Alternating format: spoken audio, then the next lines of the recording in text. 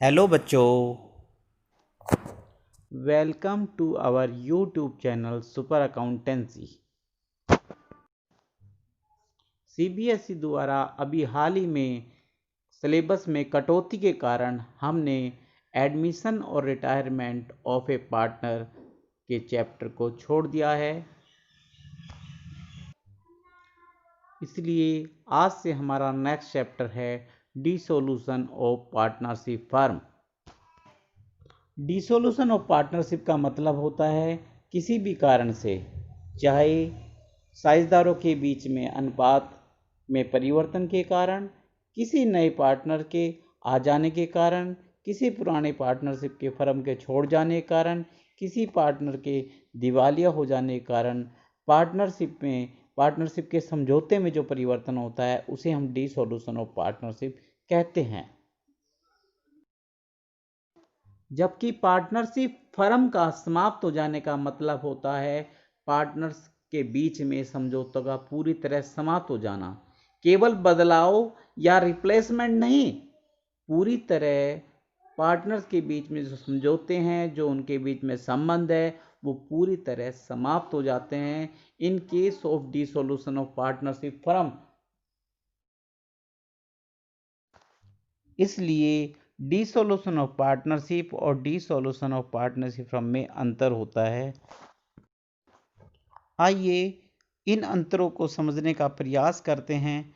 Dissolution of partnership का मतलब होता है साझेदारों के बीच में जो समझौते हैं उनमें बदलाव हो जाना, पुरानी की जगह नए समझौतों का आ जाना। जबकि डिसोल्यूशन ऑफ फर्म का मतलब होता है फर्म का बिजनेस पूरी तरह समाप्त हो जाना, फर्म के पार्टनर्स के बीच में जो समझौते होते हैं, जो रिश्ते होते हैं, जो संबंध होते हैं, वो समाप्त हो जाते हैं। डिसोल्यूशन ऑफ पार्टनरशिप वॉलंटरी होता है, जबकि डिसोल्यूशन ऑफ फर्म जो होता है वॉलंटरी भी हो सकता है और कंपल्सरी भी हो सकता है। डिसोल्यूशन ऑफ पार्टनरशिप में फर्म का जो बिजनेस होता है वो चालू रहता है पहले की तरह, लेकिन डिसोल्यूशन ऑफ फर्म में बिजनेस फर्म का समाप्त हो जाता है। डिसोल्यूशन ऑफ पार्टनरशिप में फर्म के में बदलाव आ जाता है, जबकि डिसोल्यूशन ऑफ पार्टनरशिप फर्म में बिजनेस फर्म समाप्त हो जाती है, साझेदारों के बीच रिश्ते समाप्त हो जाते हैं। डिसोल्यूशन ऑफ पार्टनरशिप के समय हम एसेट्स और लायबिलिटीज का रीवैल्यूएशन करते हैं, इसके लिए हम रीवैल्यूएशन अकाउंट बनाते हैं। जबकि डिसोल्यूशन ऑफ पार्टनरशिप फर्म में हम एसेट्स और लायबिलिटीज को बेचने के लिए रियलाइजेशन अकाउंट तैयार करते हैं। डिसोल्यूशन ऑफ पार्टनरशिप में अकाउंट की बुक क्लोज नहीं होती, जबकि डिसोल्यूशन ऑफ पार्टनरशिप में फर्म में अकाउंट्स की बुक्स पूरी तरह से बंद हो जाती है। आइए डिसोल्यूशन ऑफ फर्म के समय अकाउंटिंग प्रोसीजर को समझने का प्रयास करते हैं। सबसे पहले इसमें रियलाइजेशन अकाउंट बनाया जाता है, जिसके जरिए हम एसेट्स और लायबिलिटीज को बेचकर लाभ हानि निकालते हैं। दूसरे नंबर पर यदि किसी पार्टनर ने लोन दिया है तो उसका लोन अकाउंट तैयार किया जाता है। इसके बाद अगर कैपिटल अकाउंट फिक्स हैं तो करंट अकाउंट बनाते हैं, अदरवाइज तीसरे नंबर पर कैपिटल अकाउंट बनाया जाता है और सबसे अंत में कैश और बैंक अकाउंट तैयार होता है। रियलाइजेशन अकाउंट वसूली खाता, ये खाता एक नाम मात्र खाता होता है, नॉमिनल अकाउंट होता है। रियलाइजेशन अकाउंट बनाते समय सबसे पहले हम एसेट्स के बैलेंस को रियलाइजेशन अकाउंट में ट्रांसफ़र करते हैं, जिसके लिए हम realisation account debit to sundry assets entry करते हैं।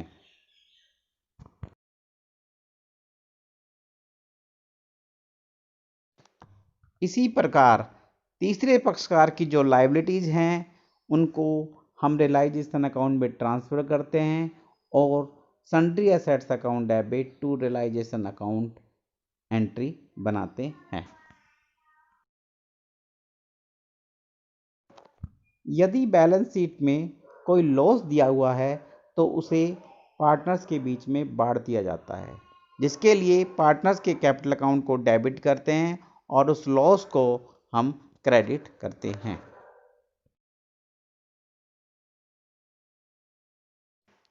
यदि बैलेंस शीट में किसी एसेट्स के ऊपर कोई रिजर्व या प्रोविजन बनाया गया है, जैसे provision for doubtful debts, provision for bad debts, investment fluctuation reserve,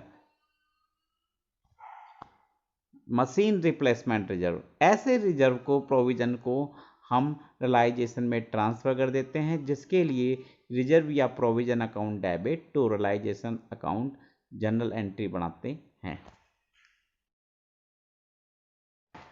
यदि बैलेंस शीट में बांटने योग्य पार्टनर्स के बीच में बांटने योग्य कोई प्रॉफिट और रिजर्व दिया हुआ है, तो उसको हम रिजर्व अकाउंट या प्रॉफिट अकाउंट डेबिट कर पार्टनर्स को क्रेडिट करके बांट देते हैं।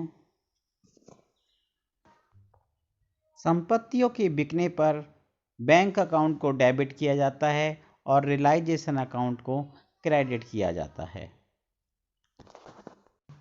यदि कोई पार्टनर किसी एसेट्स को लेता है तो उस पार्टनर्स के कैपिटल अकाउंट को डेबिट किया जाता है और रियलाइजेशन अकाउंट को क्रेडिट किया जाता है।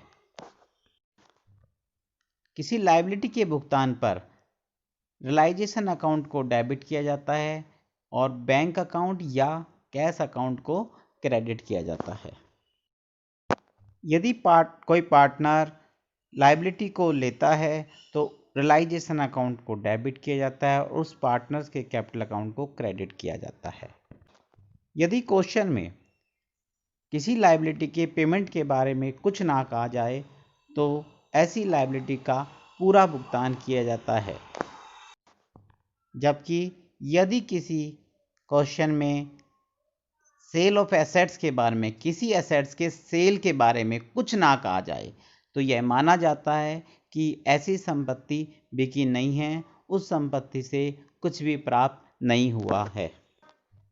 इस प्रकार से इन एंट्रियों को करके और रियलाइजेशन अकाउंट को बनाकर हम रियलाइजेशन पर होने वाले लाभ हानि को निकाल लेते हैं और उस लाभ हानि को पार्टनर्स के बीच में उनके अनुपात में बांट देते हैं।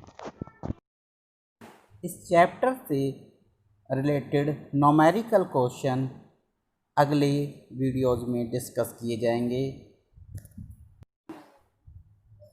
Thanks for watching our videos. Please like, share and subscribe.